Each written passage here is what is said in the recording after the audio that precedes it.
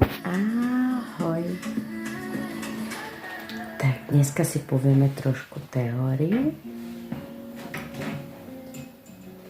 o tomto fantastickom športe, a okolo ktorého stále máme predsudky. Áno, stále si niektorí ľudia myslia, že je to tanec okolo tyče, tak akože áno, je, tak my si to len tak tancujeme celé roky v trpezlivosti a venujeme tomu niekoľko hodín, dní, mesiacov, rokov, aby sme sa cítili lepšie. Boli v lepšej kondícii, mali lepšie držanie tela, boli sme zdravšie a nemuseli používať všelijaké také umelé veci, ktoré ženy používajú na to, aby sa cítili lepšie, krajšie.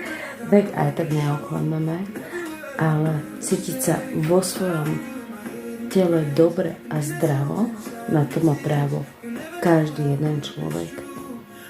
A nemali by nám nejaké predsudky iných ľudí tomuto brániť.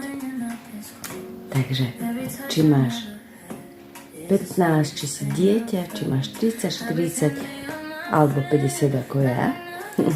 Ja som začínala v 38, svoje dámy, staršie dámy v 90 rokoch, ktoré môžeme vidieť v dnešnej dobe na internete, že si tam krásne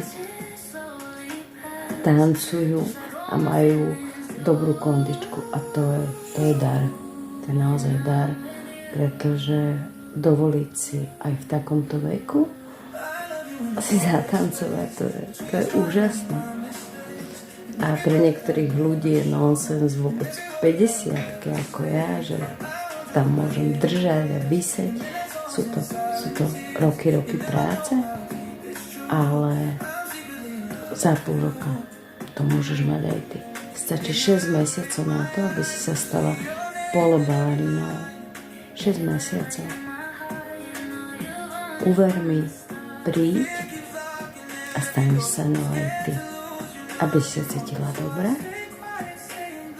a bola šťastná.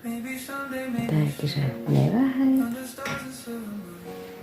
a uver mi.